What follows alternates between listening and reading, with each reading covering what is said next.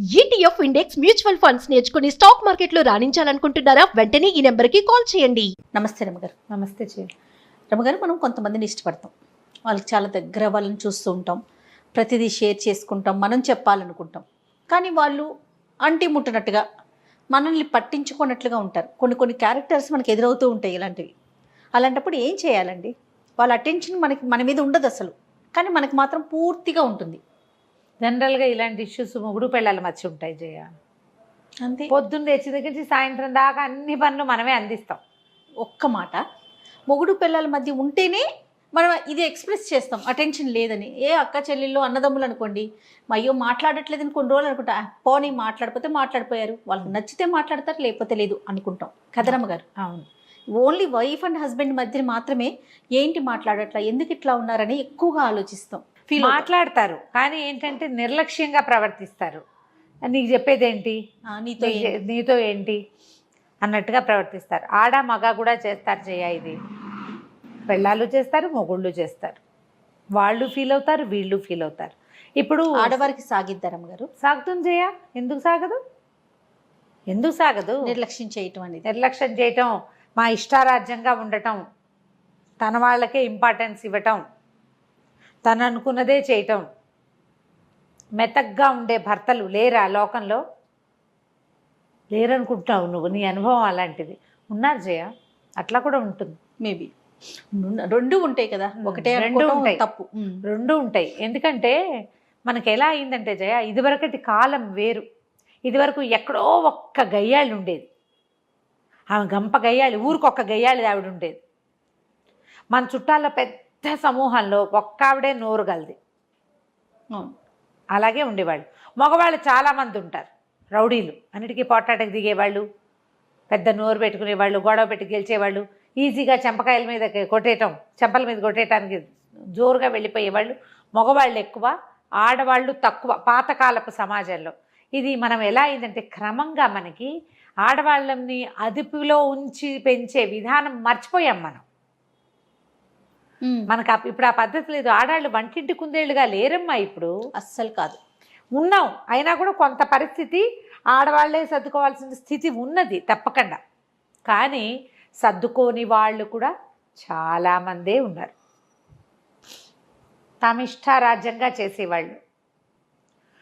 భర్తనైనా, ఆడబిడ్డలనైనా, అత్తగారినైనా లకార మకార ప్రయోగాలు చేసేవాళ్ళు, పోట్లాటకు వచ్చేవాళ్ళు, మీదబడి కొట్టేవాళ్ళు చాలామందే ఉన్నారు. ప్రతి వాళ్ళు అవును మా వాళ్ళల్లో 2-3 ఉన్నారు అని చెప్తారు కావాలంటే.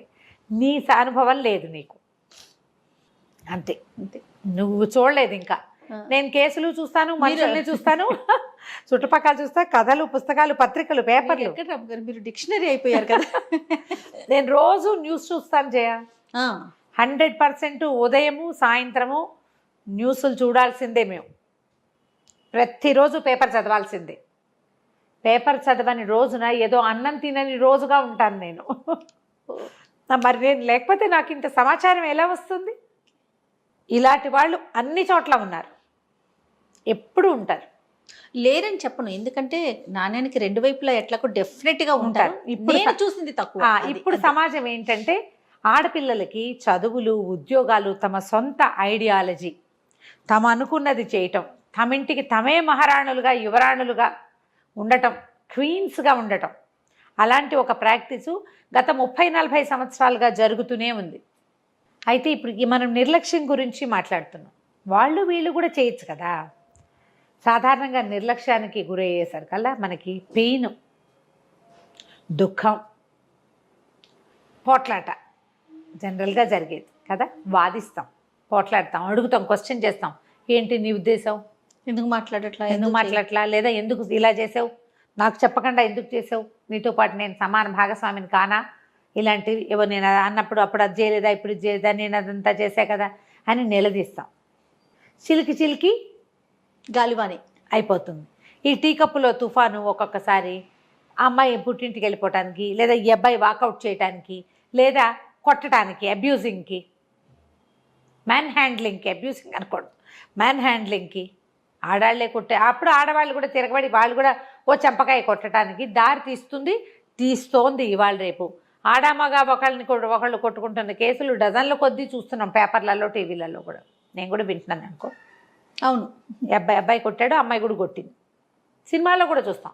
వీడు చంపకాయ కొడితే ఆ అమ్మాయి ఇంతే ఉంటుంది పిచ్చకలాగా, అంత పెద్ద మగాడిని ఎగిరెగిరి చంపకాయలు కొట్టేస్తాను. దాన్ని మనం ఫన్నీగా నవ్వేసుకుంటున్నాం. నిజంగా అలా కొడితే జయ అసలు ఆ సంసారం నిలుస్తుందా? అదే కదా. చెప్పు, ఆడపిల్ల ఎవరో ఒకళ్ళు చంపకాయ కొడుతుందా?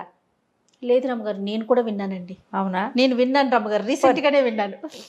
ఇది మాత్రం విన్నా. ఇలా వెళ్ళిపోతాయి. మీరు గమనించండి, అవతల వాళ్ళు మీతో నిర్లక్ష్యంగా బిహేవ్ చేస్తున్నారంటే, చుట్టుపక్కల వాళ్ళు ఎవరైనా అయితే వాళ్ళని పక్కన పెట్టండి. మనం ఎక్కడా కాంప్రమైజ్ కావక్కర్లేదు. అడగండి ఒకసారి, పోట్లాటకి దిగద్దు. అడిగాక వాళ్ళు సమాధానం చెప్పలేదు అనుకోండి, మళ్ళీ అడగద్దు. మీరు కూడా నిశ్శబ్దంగా ఉండడాన్ని ప్రాక్టీస్ చేయండి. కళ్ళు ఐ కాంటాక్ట్ ఇవ్వద్దు.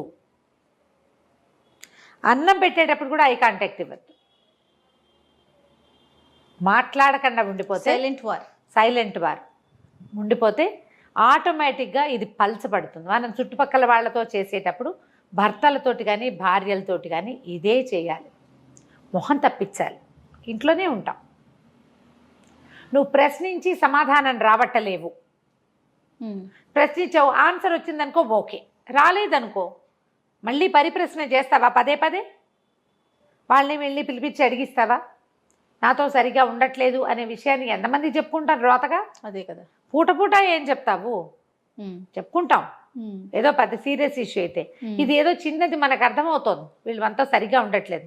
తర్వాత విశ్లేషించండి, వీళ్ళు ఇలా బిహేవ్ చేయడానికి గల కారణం ఏంటి? ఏదైనా ఇష్యూనా, ఆఫీస్ ఇష్యూవా, ఫైనాన్షియల్ ఇష్యూవా? ఇతను నన్ను ఫేస్ చేయట్లేదు, నాతో సరిగా ఉండట్లేదు అంటే ఎలాంటి కారణాలు ఉండొచ్చు? ఒక్క కారణం అనుకుని దాని మీదకి వెళ్ళొద్దు. మల్టిపుల్ ఇష్యూస్ అయి ఉండొచ్చు. మీరు ఏదైనా సార్ట్అవుట్ చేయగలిగితే దాన్ని సార్ట్అవుట్ చేయండి. దానికి మనం ఎంతవరకు కారణమవుతున్నామో ఆలోచించండి. ఇది పెద్ద పాయింట్.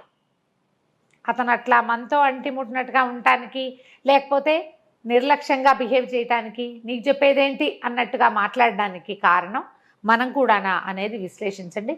ఎప్పుడు కూడా మానవ సంబంధాలు ఇచ్చిపుచ్చుకోవటంతో ఉంటాయి. బార్టర్ సిస్టమే. నువ్వు సరిగ్గా ఇవ్వు, సరిగ్గా తీసుకోగలుగుతావు. ఒకసారి నువ్వు సరిగ్గా ఇచ్చినా తీసుకోలేకపోతావు. వాడు ఇవ్వడు అవతల వాడు, లేదా అవతలది ఇవ్వదు. ఎందుకు ఇవ్వట్లేదు అనేది ఆలోచించండి. ఆలోచించి సరిచేస్తే ఈ బంధాలని తెంపుకోకుండా మనం ఉంచుకోగలుగుతాం. ఈ రోజున మానవ సంబంధాలు దెబ్బతింటున్నాయంటే ఎంతసేపు ఎక్స్పెక్టేషన్సే మనకి. ఎప్పుడు అవును గారు, ఎక్స్పెక్టేషన్స్. తర్వాత నువ్వు ఇచ్చేటప్పుడేమో నీకు పొదుపు, నీకు బోల్డని జస్టిఫికేషన్స్ ఉంటాయి నువ్వు సరిగ్గా చేయకపోవటానికి. అదే జస్టిఫికేషన్ అవతల వాళ్ళకు ఉంటుందని మనం ఆలోచించము. అవును, నువ్వు ఏదో వేళకి అన్నం వండలేదు ఈరోజు, నీకు 100 ఉంటాయి కారణాలు. నువ్వు పొద్దున్నే లేవలేకపోయావు, దానికి రాత్రి నిద్ర పట్టలేదు, పిల్లాడు ఏడ్చాడు, వాకిట్లో ఎవరో వచ్చారు, 2-3 ఫోన్లు ఎక్స్ట్రా వచ్చినాయి, పాలగిన్న చేయి జారి పడిపోయింది, లిస్ట్ చెప్తావు. అతను లేటుగా వస్తే నువ్వు ఓ కారణం ఊహించుకుని దాని మీదే మాట్లాడతావు. ఇలాంటి నాకు వచ్చిన 1/2 డజన్ జస్టిఫికేషన్స్ అతను చెప్తే నువ్వు కథ చెప్తున్నావు అనకూడదు. పొద్దున్న నువ్వు చెప్పింది కూడా కథే, పొద్దున మనం చెప్పింది కూడా కథే. చేయలేకపోయాం. అవును, ఆ చేయలేకపోవటం అవతల వాళ్ళకి కూడా ఉంటుందని మనం అనుకోవాలి. మగవాళ్ళకి ఆడవాళ్ళకి కూడా అర్థం కావాలి. మనం ఎవ్వరం యంత్రాలం కాదు. అలా ప్రకారంగా చేసుకుంటూ వెళ్ళిపోయి దేనికోసము నిర్దేశించబడ్డామో అది మాత్రమే చేయడానికి, రోజు నవ్వుతూనే మామూలుగానే హుందాగానే మర్యాదగానే ముద్దుగానే ఏదో శృంగార రసంతో ఉండడానికి ఉండలేదు. మనుషులు కాదు మనం. వాక్యూమ్ క్లీనర్ లాగా దాని దుమ్మ దులుపుకుని పోర్ట్లోకి వెళ్ళి కూర్చుంటుంది వాక్యూమ్ క్లీనర్. అట్లా మనుషులు చేయలేకపోతాం. ఎలా చేస్తామండి మనం? ఆడా చేయలేదు, మగా చేయలేదు. మనం ఇప్పుడు ఇంట్లో ఉన్నట్టు ఆఫీస్లో ఉంటాము, ఆఫీస్లో ఉన్నట్టు బాస్తో బిహేవ్ చేస్తాము. చేయలేం కదా, మారిపోతాం కదా. పైగా మన సర్కమ్స్టాన్సెస్, సిచ్యువేషన్స్ అంతే కదా.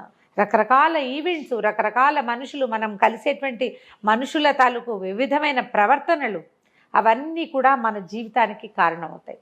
ఇలా ఏదైనా ఎదుర్కొంటున్నాము అని అనిపిస్తే సింపుల్ క్వశ్చన్స్ తోటి సరిపెట్టండి. లాగి పీకి చెయ్యొద్దు. నిశ్శబ్దాన్ని అవలంబించండి. వాళ్ళు నాలుగు పీకు చచ్చినా మాట్లాడకుండా మాత్రం కాదు, కామ్గా ఉండటం, పూర్తిగా మూతికి జిప్ కాదు, అవసరమైనంత మటుకే మాట్లాడండి. ఐ కాంటాక్ట్ మానేయండి. కొంత మనం సార్ట్అవుట్ చేయగలుగుతాం. ఇంకా పరిస్థితి ముదిరిపోతే క్లోజ్ రిలేటివ్స్ ఎవరితోటైనా పంచుకోండి. ఆ రిలేటివ్ ఎలా ఉండాలంటే అవతల వాడిని ప్రశ్నించగలిగేటట్టుగా, అమ్మాయినితోటి మాట్లాడగలిగేటట్టుగా, ఏం జరిగింది అని మీ మధ్యలో ఉండేలాగా మాట్లాడుకునేలాగా చూసుకోండి. దీనికి మీరు ఏం చేయాలి? మానవ సంబంధాలు పెంచుకోవాలి. 100% అండి. మీ ఇద్దరితోటి మాట్లాడగలిగే ఒక మిడిల్ మ్యాన్ ఉండాలి కదా. Man or women, middle one family. మీ అమ్మా నాన్నకి చెప్తే నిన్ను వెనకేసుకొస్తారు, నువ్వే కరెక్ట్. వాళ్ళమ్మా నాన్నకి వెళ్తే మొగాడు అలాగే ఉంటాడు, అలా పిచ్చి మాటలు మాట్లాడతారు వాళ్ళు కదా. వాళ్ళమ్మా నాన్న మీ అమ్మా నాన్న కాకుండా మధ్య మార్గంగా చక్కగా ఒక స్నేహితులు కుటుంబమో, ఒక ఫ్రెండ్సో, ఒక ఫ్యామిలీయో, కజిన్సో, ఒక ఫ్యామిలీని ఉంచుకోండి.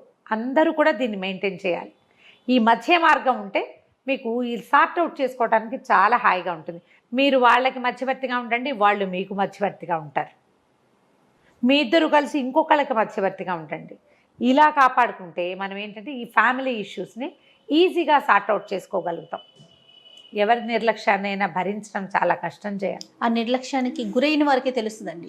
ఏముంది, మీకు కడుపు నిండా తిండి పెడుతున్నారు, మంచి గుడ్డలు ఉన్నాయి, బట్టలు ఉన్నాయి, ఉండటానికి ఇల్లు ఉంది, పిల్లలు ఉన్నారు, ఇంకేంటి అనుకుంటారు. కానీ ఆ నిర్లక్ష్యం అనేది ఎక్స్ప్రెస్ చేయలేకపోతారు రమ్మగారు. చాలా నొప్పి కలిగిస్తుంది, కుంగిపోతూ ఉంటారు కదండి. చాలా నొప్పి కలిగిస్తుంది. దాన్ని ఈజీగా లాగేయద్దు, మెల్లిగా ఒక్కొక్క చిక్కు విడదీసి సెట్ చేసుకోండమ్మా. ఆడ కానీ మొగ కానీ ఆలోచించి పని చేయాల్సిన పరిస్థితి ఇది. కోపం తెచ్చుకున్నారా చింపేసుకుంటాం, చిరిగిపోతుంది అంతా. తర్వాత మనం దీన్ని సార్ట్అవుట్ చేయలేము, దీన్ని కుట్లేయటం కష్టం.